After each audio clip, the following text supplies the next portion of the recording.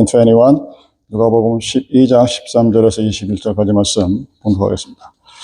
무리 중에 한 사람이 이르되, 선생님, 내 형을 명하여 유산을 나와 나누게 하소서 하니, 이르시되, 이 사람아, 누가 나를 너희의 재판장이나 물건 나누는 자로 세웠느냐 하시고, 그들에게 이르시되, 삼가 모든 탐심을 물리치라. 사람의 생명이 그 소유에 넉넉한 데 있지 아니하니라 하시고, 또 비유로 그들에게 말하여 이르시되, 한 부자가 그 밭에 소출이 풍성함에 심중에 생각하여 이르되, 내가 곡식 쌓아둘 곳이 없으니 어찌할까 하가, 또 이르되, 내가 이렇게 하리라. 내 곡간을 헐고 더 크게 짓고 내 모든 곡식과 물건을 거기에 쌓아두리라. 또 내가 내 영혼에게 이르되, 영혼아, 여러 해 쓸 물건을 많이 쌓아두었으니 평안히 쉬고 먹고 마시고 즐거워하자 하리라 하되, 하나님은 이르시되, 어리석은 자여, 오늘 밤에 내 영혼을 도로 찾으니 그러면 내 준비한 것이 누구의 것이 되겠느냐 하셨으니, 자기를 위하여 재물을 쌓아두고 하나님께 대하여 부여하지 못한 자가 이와 같으니라. 아멘. 링컨 대통령은 굉장히 유머가 많으신 분이었습니다. 어느 날 그 집에서 마구 이상한 소리가 나서 옆집 사람이 가서 물어봤습니다.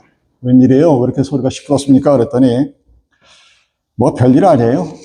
그냥 보편적인 문제입니다. 그럽니다. Universal issue 또는 universal problem. 모든 사람에게 일어날 수 있는 일입니다. 뭔데요? 그랬더니, 아들이 둘이 있는데 과자가 3개가 있어서 2개는 하나씩 나눠주고 나머지 하나를 가지고 서로 자기가 먹겠다고. 옆집에 사람이 들을 정도로 소리 질러가면서 싸운 것. 그것이 링컨의 표현에 따르면 universal problem, universal issue, 보편적인, 그냥 우리들이 갖고 있는. 그래서 우리는 탐심이라고 합니다. 영어로 greed라고 그러죠. 이 greed는 굉장히 세속적인 표현이고, 문학적인 표현들은 avaricious라고 합니다. 7가지 죄악 중에 하나가 바로 이 죄악이라고 하는 게 탐심, 욕심입니다. 오늘 본문이 그 얘기를 합니다. 이 누가복음 12장 1절에 보면 수만 명의 무리가 모였다고 그랬어요. 그럼 지금도 수만 명 모인 교회가 몇 개 안 되죠, 전 세계. 그때 당시에 그 사람도 없고 교통도 불편한데 수만 명의 무리가 모일 정도로 예수님이 그만큼 유명한 사람이었어요. 근데 그 무리들 중에 한 사람이 와서 묻습니다. 무슨 얘기를 합니까? 13절 이하에 나타난 거 보면 한마디로 유산 싸움하는 거죠. 동생은 착한 척, 형이 다 가져갔으니까 내 거 좀 주시오 하는데 결국은 돈 싸움입니다.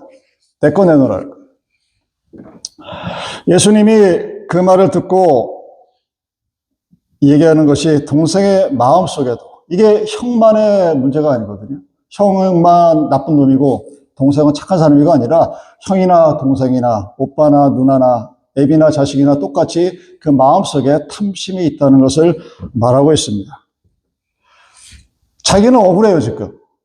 그 억울함을 호소하면서 자기 것을 달라고 요구하는 그 동생의 마음 속에서도 똑같이 자리 잡고 있는 그 탐심이라는 뿌리를 예수님은 보고 있다는 사실을 본문을 통해서 알 수 있습니다. 15절에 보십시오. 저에게 이르시되 삼가 모든 탐심을 물리치라. 여러분, 이 탐심이라는 죄악을 우리들은 돈 많은 사람들이 많이 갖고 있는 그런 것으로 착각을 하기가 쉽습니다. 여러분, 탐심이라는 이 그리디 또는 어제레시어스는 부자만의 문제가 아닙니다. 가난한 사람도 똑같은 마음이 있어요. 가난한 사람이 부자를 정죄합니다. 저 나쁜 놈 아마 나쁜 짓 해서 돈 벌었을 거야. 이게 사람들의 마음이에요. 그래서 부자를 존경하지 않습니다. 미워합니다. 시기합니다. 질투합니다. 그리고 자기도 그러면서 그 부자가 되고 싶어 합니다. 왜? 그 마음속에 가난한 자나 부자나 인간의 마음속에 뭔가 더 갖고 싶어하는 탐심이 있기 때문입니다. 그래서 예수님이 말씀하십니다. 삼가 모든 탐심을 물리치라. 모든 것을 물리치라고 합니다. 그리고 이어지는 말씀이 사람의 생명이 그 소유에 넉넉한 데 있지 아니하니라. 여러분, 이 탐심이라는 말과 생명, life라는 말은 어울리지 않는 얘기예요. 이 생명이라는 말을 그냥 의유적으로 번역해서 해석하면 기쁨이 있는, 보람이 있는, 쉽게 얘기해서 행복한 삶. 그 행복한 삶은 소유에 넉넉한 데 있지 아니하다 하는 우리가 익히 잘 알고 있는 동양 철학과 너무나 잘 알고 있지만 하지 못하고 있는 신성 같은 그런 소리를 예수님도 지금 말씀하고 계십니다. 그러고 나서 이어져서 이제 16절에 그 유명한 어리석은 부자의 비유. 근데 참 듣기 싫어하는 그런 비유를 예수님이 말씀하십니다. 여러분, 비유를 통해서 우리는 두 가지를 알아볼 수 있습니다. 탐심이라는 게 과연 무엇인가? 그리고 어떻게 하면 우리는 이 탐심이라는 죄로부터 해방될 수 있는가가 이 짧은 본문 안에 다 포함되어져 있습니다. 너무 분량이 길어서 이번 시간에는 탐심이 무엇인가를 살펴보고 다음 주에 어떻게 하면 그 탐심을 우리가 이겨낼 수 있는가 아니면 극복할 수 있는가 알아보도록 하겠습니다. 자, 첫 번째 탐심이란 무엇이냐? 바로 우리의 이기심을 살찌우는 죄악입니다. 자, 비유로 보십시오. 16절. 또 비유로 저희에게 일러 가라사대 한 부자가 그 밭에 소출이 풍성하매 심중에 생각하여 가로되 하면서 이 부자의 독백이 시작됩니다. 내가 곡식 쌓아둘 곳이 없으니 어찌할꼬 가로되 내가 이렇게 하리라 내 곡간을 헐고 더 크게 짓고 내 모든 곡식과 물건을 거기 쌓아두리라 내가 내 영혼에게 이르되 짧죠? 짧은 독백인데 혼자 떠든 얘기인데 어떤 단어가 반복적으로 나옵니까? 바로 나라는 단어죠. 1인칭 I, myself가 끊임없이 반복이 됩니다. 내가 곡식 쌓아둘 곳이 없으니 어찌할꼬 내가 이렇게 하리라 내 곡간을 헐고 내 모든 곡식과 물건을 쌓아두리라 내가 내 영혼에게 우리말 번역에 8번이 나왔는데 히브리 번역에는 3번이 더 나옵니다. 그러니까 I, myself 이렇게 강조가 되는 거예요. 내가. 왜 굳이 이 성경을 지은 저자가 그런 식으로 I, myself, I 이런 식으로 강조를 계속할 수밖에 없을까? 그만큼 이 사람은 자기밖에 모르는 거예요. 이 어리석은 부자의 정신세계 속에서 가장 센터는 나입니다. myself, I. 이거 외에는 you나 he, she는 존재하지 않습니다. 사람이 자기 몸을 귀히 여기는 것, 잘하는 짓입니다. 여러분의 건강을 여러분이 챙기셔야 돼요. 내 와이프가 챙겨줄 거야. 내 남편이 챙겨줄 거야. 아니요. 내 몸은 내가 지켜야 합니다. 내 스스로 알아서 음식 챙겨 먹고 운동하고 그래서 내 몸을 지켜야 그게 잘하는 겁니다. 자기 자신을 위하는 게 잘못된 게 아니에요. 여러분 스스로를 귀하게 여기십시오. 여러분 몸을 막 함부로 쓰지 말고 나 스스로를 귀하게 여겨서 스스로 자기 자신 자존감을 지키고 남에게 뭔가를 지키는 것을 굉장히 잘하는 일입니다. 지극히 그리고 자연스러운 것입니다. 누구나 또 그렇게 살 수밖에 없어요. 나를 위하는 것은 절대로 죄악이 아닙니다. 잘못된 것이 아닙니다. 그런데 나만을 위하는 것. Alone for myself. 이건 잘못된 거예요. 자기만을 위하는 것. 그것은 성경이 죄악이라고 합니다. 나만을 위하게 되면 그때부터 이제 우리는 탐심이라는 죄의 늪에 빠져 들어가기 시작하고 그 탐심의 지배를 받습니다. 그 탐심의 지배를 받게 되면 우리는 아주 극단적인 이기주의자가 됩니다. 나 뺏기 몰라요. 그래서 여러분 주위에 보면 재수없어 하고 하는 사람들 중에 특징이 뭔지 아십니까? 자기만 하는 사람들. 나만 편하면 되는 거니까 옆에 누가 있든 뭐하든 자기 좋은 대로만 행동하는 사람들. 그게 죄악이 지배되는 사람들의 모습입니다. 이 병적인 이기주의자의 모습을 어떻게 비유하느냐? 브레이크 없는 자동차라고 합니다. 브레이크 없는 벤츠. 시속 200km, 300km 달리면 뭐합니까? 브레이크가 없는. 어느 순간 그 빨리 달리는 자동차가 자기의 목숨을 앗아가게 만듭니다. 그만큼 위험한 거죠. 본문에 나타난 어리석은 부자에게도 이런 성향을 볼 수가 있습니다. 더 크게 짓고 더 많은 물건을 쌓아두고 더 많은 창고를 짓는 더 많이. 누구를 위해서? 나만을 위해서. 왜 이렇게 될까요, 여러분? 돈이 분명히 지금 많죠. 아주 많습니다. 작년에도 부자였었는데 올해는 더 부자가 됐어요. 근데 뭐가 빠졌습니까? 감사를 못하는 거예요. 작년보다 내가 올해 더 많이 벌었는데, 작년만큼 내가 올해 더 살았는데 거기에 대한 감사는 없고 뭔가 부족함을 느끼는 그 삶, 그게 바로 어리석은 부자의 모습입니다. 여러분, 성경이 지옥을 묘사할 때 한국말로 무저갱 이렇게 씁니다. 무저갱, 없을 무자 아래죠. 그러니까 아래가 없다. bottomless pit이라는 소리예요. 끝이 없다는 소리입니다. 내려가면 끝이 있어야 되는데 밑이 없는 거예요. 바다물에 있어요. 끝이 없이 내려가는 그것이 바로 지옥입니다. 욕망을 충족하지 못하는 사람들은 지옥에 가서도 끊임없이 모아 그럴 거예요. 여러분의 아이들을 어렸을 때 모습과 여러분의 모습 한번 생각해 보세요. 계속 끊임없이 뭔가 부모한테 조금만 더 이렇게 달라고 그러죠. 어디서 딱 스탑을 해야 되는지를 모르는 겁니다. 록펠러가 얼마나 부자입니까? 그 록펠러가 어떤 기자가 물었습니다. 당신은 만족하십니까? Are you happy? I'm not happy. 왜? 조금 더 갖고 싶어. 아주 유명한 부를 얘기할 때 유명한 얘기죠. Just a little more. 많이도 아니에요. 아주 조금만. 누가? 록펠러 같은 사람도. 그래서 그 죄악으로부터 헤어나기가 어렵습니다. 무엇 때문에? 탐심 때문에, 그리디 때문에, 욕심 때문에 그 사람의 인생 전체를 망가뜨리는 겁니다. 그리고 그 욕심 가운데 살게 되면 어떤 일이 벌이냐? 이웃이 없어요. 네이버가 사라지게 됩니다. 내가 이웃을 향해서 문을 닫아버리게 되는 것이 바로 그 범죄입니다. 이런 본문에 나타난 이 어리석은 부자의 독백을 한번 가만히 살펴보십시오. 이웃이 아예 흔적도 없죠. 나타나지도 않습니다. 언급된 적이 없습니다. 당신이라는 말이 없고 그라는 말이 없습니다. 그들이라는 말이 없습니다. 다 오로지 I 아니면 myself예요. 내가 이렇게 하리라. 내가 이 곡식을 어찌하고 내 곡간을 걸고 내 곡식과 내 물건을 쌓아두리라. 내가 내 영혼에게. 목사님 그게 뭐 잘못인가요? 아까 말했잖아요. 자신을 위하는 것은 잘못이 아니라. 근데 자신만을 위하는 것은 잘못이라는 얘기입니다. 이 부자의 세계 속에서는 나를 위한 세계만 존재합니다.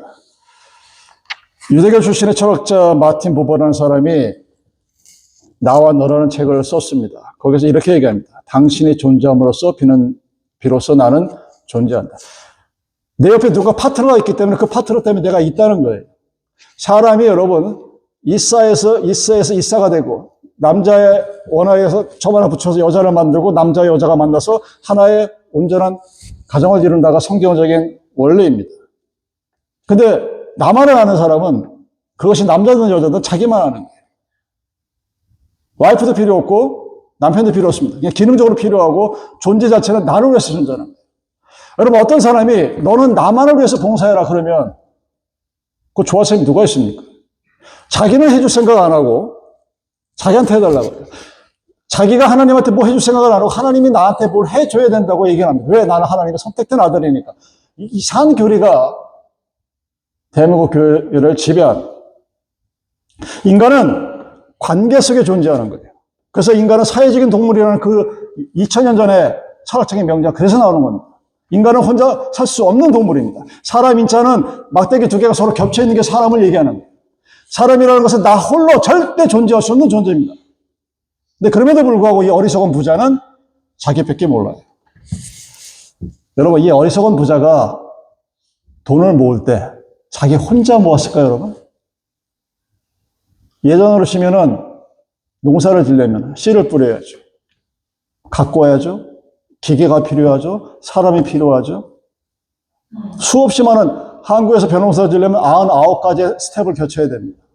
그 단계마다 수없이 많은 사람들이 와서 일을 하는데 그 사람들은 자기하고 상관이 없는 거예요.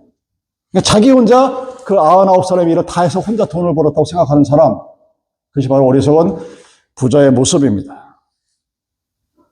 자기밖에 없어요. 그 다른 사람이 어떻게 되든 상관을 안 합니다. 여러분 요즘 80억이라고 그러죠? 80억의 10분의 1은 하루에 한 끼도 못 먹습니다. 그게 현실이에요. 매일매일 daily 40,000 infants die. 4만 명씩 죽어나가요. 여러분 미국에 사니까 전혀 실감이 안 나죠. 텔레비에 비치는 그 팔레스타인의 가자를 보십시오. 먼 빌딩을 아예 깡그리다 폐허를 만들어 놓고 거기에 들어가 살라고 그래요. 그리고 휴전했다고 노벨상 달라고 그래요. 이게 도대체가 무슨 정신머리인지 모르겠는데 그거 보고 또 박수를 쳐요. 100명 정도의 아기가 태어나면 40명 정도는 영양실조 상태에서 태어나요. 당연히 병을 안고 살아가요. 그리고 오래 살지도 못합니다. 매년 10만 명에 달하는 어린아이들이 비타민 A가 없어서 소경이 됩니다. WHO의 통계예요. 그럼에도 불구하고 나만 된다. 나만 살면 되겠다. 하나님이 나에게 복을 주셨다. 여러분, 성경의 마지막 심판을 얘기하는 요한계시록을 보면 세상의 마지막 심판을 받을 때 그 최후의 모습을 가리켜 성경이 뭐라고 합니까? 바벨론이라고 합니다. 계시록 18장에 보면 이 바벨론이 무너지는 참담한 간격을 기록하고 있습니다. 왜 바벨론이 무너졌을까? 성경학자들에서 이 바벨론을 참 여러 가지로 해석을 합니다. 다양한 비유가 있기 때문에. 그런데 이 바벨론의 정체는 다른 것이 아니라 소유 중심의 가치관이 훼손하고 있는 세상, 즉 물질 만능주의가 바벨론이라고 하는 것이 대부분 성경학자들의 지적입니다. 바벨론이 어떻게 망하느냐? 마지막 모습이 18장 15절에 이렇게 적혀져 있습니다. 바벨론이 인하여 치부한 이 상품의 상고들이 그 고난을 무서워하여 멀리 서서 울고 애통하여 가로되 화이토다 화이토다 큰 성이여 세마포와 자주와 붉은 옷을 입고 금과 부석과 진주로 꾸민 것인데 그러한 부가 이 시간에 망하였다. 쾌락주의 또는 물질주의로 대표되어지는 현대 21세기 번영신학이 바로 계시록에서 나타나는 그 모습이라는 것입니다. 그래서 계시록 18장 4절이 이렇게 경고합니다. 내 백성아 너희들은 거기서 나와서 그의 죄에 참여하지 말고 그의 받을 재앙들을 받지 말라. 우리에게 경고하는 거죠. 마지막에 우리가 왜 멸망할까? 나는 어리석은 부자, 우리가 갖고 싶은 거 다 갖고 있잖아요. 창고도 갖고 있고 큰 집도 갖고 있고 곡물도 많이 갖고 있고 비단 옷도 많이 있고. 그런데 하나님이 너 오늘 밤에 내가 네 생명 걷어가면 어떻게 할래? 네 남은 거 어떻게 할래? 아주 근본적인 질문을 우리는 하지 않습니다. 마치 내가 영원히 살 것처럼 착각하고 살아요. 여러분 착각하지 마십시오. 우리는 언젠가 죽습니다. 여러분 그 마지막을 바라보고 오늘을 살아가셔야 이 성경이 우리에게 주는 메시지가 무엇인지를 정확하게 잡을 수가 있는 것입니다. 이 쾌락 중심의 가치관, 물질적인 가치관, 이것을 없애기 위해서 하나님이 우리에게 어떤 훈련을 시키실까요? 하나님이 이스라엘 백성들 광야에 몰려가면서 매일 데일리 브레드를 먹여가면서 어떤 훈련을 시킵니까? 11조의 훈련을 시킵니다. 가장 중요한 것이죠. 근데 11조가 여러분 우리가 알고 있는 단순히 10분의 1만 있는 게 아니라 그 중에 여러 가지 11조가 있는데 회식의 11조가 있어요.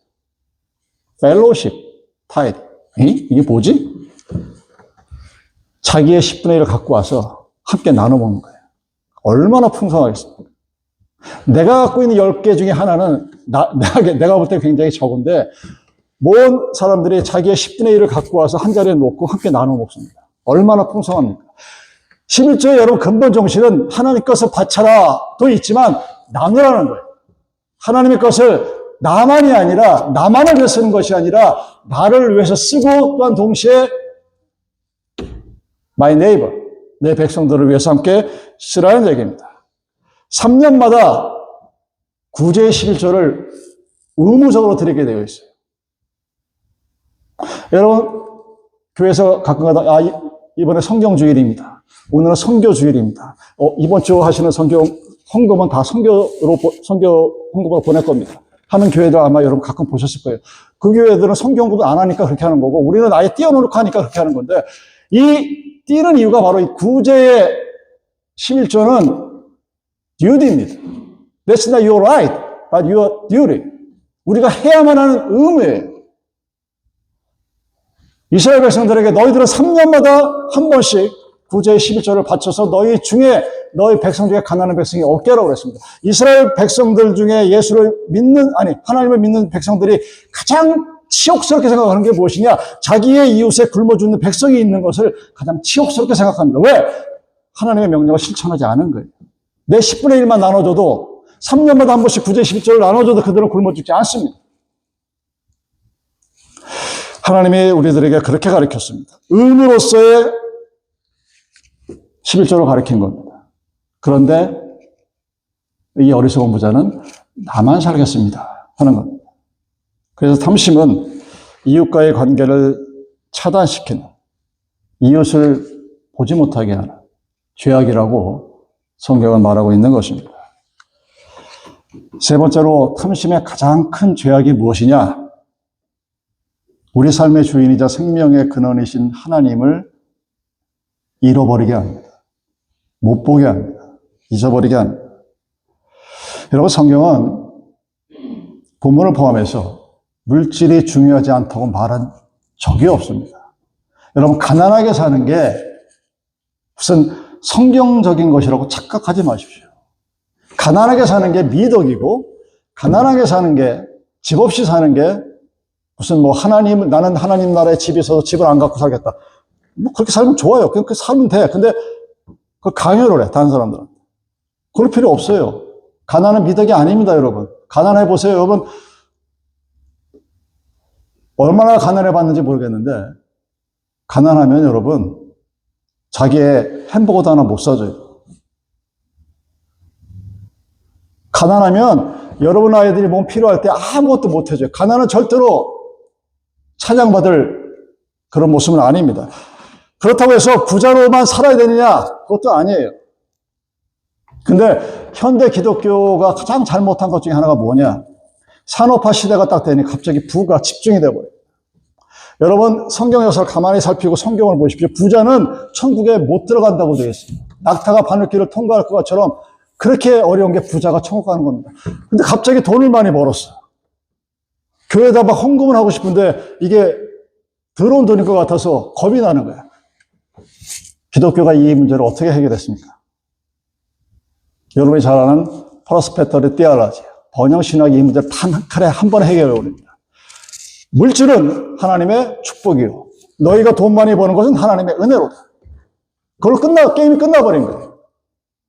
돈을 많이 버는 것에 대해 죄책감이 사라져버렸어요.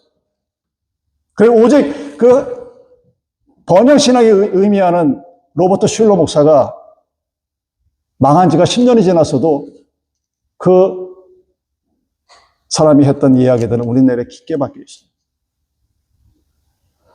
성경은 여러분, 돈이 여러분의 축복이라고 말하지도 않았고, 돈이 여러분의 죄악이라고도 말하지 않았습니다. 돈은 여러분들 필요한 거예요. 물질이 없으면 여러분 하루에 밥을 3번 못 먹으면 여러분 죽습니다. 하나님이 우리의 생명을 유지하기 위해서 우리에게 주신 하나님의 선물이자 은혜입니다. 근데 우리는 그것을 다른 각도로 사용합니다. 그 물질이 너무 많으면 하나님을 못 보는 거예요. 그래서 어느 순간 내가 물질의 오너가 아니라 물질의 슬레이브가 됩니다. 돈의 노예가 됩니다. 여러분들은 돈의 노예가 아니라 오너 오브 유 마니, 여러분 돈의 주인이 되어야 돼요. 그래서 여러분이 돈을 부려야 되는데 돈이 여러분을 부립니다. 돈 때문에 뭐 때문에 하고 인생을 살아가는 수없이 많은 불쌍한 영혼들이 얼마나 많습니까? 왜? 근데 그들을 비난할 수는 없어요. 왜? 먹고 살아야 되니까. 근데 어느 순간 그것이 지나치게 되면, 죄에 빠지게 되면 그 다음 단계로 뭐가 되느냐? 돈이 문제가 아니라 그 돈이 내가 믿는 하나님을 안 보이게 만듭니다. 눈이 멀어버리게 돼요. 돈이 보입니다. 돈이 보이면 하나님 우습죠. 쥐가 헌금 많이 하면 교회를 자기가 살리는 것 같다고 착각을 해요. 교회 가서 보면 여러분, 나이가 들어서 그런가 아니면 많이 봐서 그런가 딱 보면 보여요. 어깨에 벌써 뽕이 이만큼 들어가가지고 탁 벌려가면서 헌금을 얼마 냈는지 액수를 구체적으로는 모르겠는데 보니까 알 거야. 내가 이만큼은 돼. 딱 이러고 다니는. 거기 하나님이 계실까요? 하나님이 없죠. 맹목적인 인간이 됩니다. 하나님을 못 봅니다. 그래서 세상을 판단할 수 있는 기능이 상실이 되어버립니다. 그만큼 탐심이 무서운 죄입니다. 나만을 위하는가? 내 자신만을 위하는가? 그냥 애교로 넘어갈 수 있는데 그 애교가 나중에 시간이 지나다 보면 하나님이 보이지 않고 이제 내가 하나님이 됩니다. 그래서 아바리셔스라고 그럽니다. 단순히 뭔가를 더 많이 갖고 싶다, 어리들 뭐가 아니라 그것을 가지고 자기가 거기에 왕이 되어버려요. 그래서 그것이 하나님으로부터 자기에게 주어졌다는 생각을 하지 못하게 되는 겁니다. 탐심이 많은 사람은 당연히 감사를 할 수 없죠. 왜? 항상 뭔가 부족해요. just little more. 더 놀고 싶고, 더 많이 갖고 싶고, 남들보다 더 잘하고 싶고. 그러다가 어느 날 갑자기 이 세상을 떠납니다. 사랑하는 여러분, 탐심은 나만을 위할 때 생깁니다. 그래서 여러분의 주위에 배고프고 굶주리고 가래말라 갔다 왔는데 한 군데가 전 지금도 눈앞에 아른아른 거려요. 그 아이들의 눈빛 여러분 아마 봤을 겁니다. 시간이 지나면 잊어버립니다. 뭐 교회에서 1년에 몇천 불, 거의 10,000불 보내니까 그 정도면 됐겠지. 잊어버려요. 누구를? 우리들의 이웃을 잊어버립니다. 여러분, 탐심은 그러다 어느 순간 하나님이 내 인생의 주인이라는 사실을 망각하게 만듭니다. 내가 만든 거예요. 내가 열심히 일해서, 내가 열심히 공부해서, 내가 열심히 인베스트해서, 내가 열심히 일을 해서, 노동해서 내가 만든 내 거가 되거든요. 거기에 하나님은 인발부가 안 됩니다. 하나님은 그냥 구경꾼이 되는 거예요. 내가 만든 거. 그래서 내가 만든 걸 가지고 하나님을 글로리파이 한다고 착각을 합니다.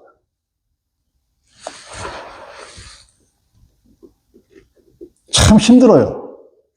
이 물질의 욕망을 버린다는 것은 우리가 내 육신의 모든 것을 털어버리는 그날까지 참 쉽지 않습니다.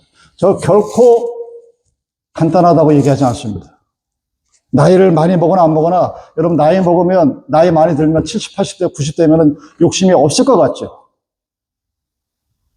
여러분 나이에 그렇게 생각해. 내가 지금 40, 50인데, 야, 내가 20년 더 살면, 인생을 이만큼 알면 나는 모든 욕심이 없이 자유롭게 살아갈 수 있을 거야. 우리 윗세대 어른들 보십시오. 욕심이 있나 없나.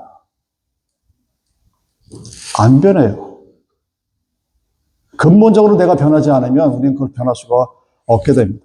우리는 어떻게 해야 이 탐심으로부터, 다른 말로 물질로부터, 더 쉬운 말로 돈으로부터 자유로운, 돈에 지배당하고 돈에게 끌려다니지 않고 내가 돈을 쓰고 돈을 사용하고 그 돈을 가지고 영광을 돌리는 그런 삶을 살 수 있을까? 탐심이 갖고 있는 세 가지 죄가 있습니다. 극단적인 이기심입니다. 이웃을 보지 못하는 죄입니다.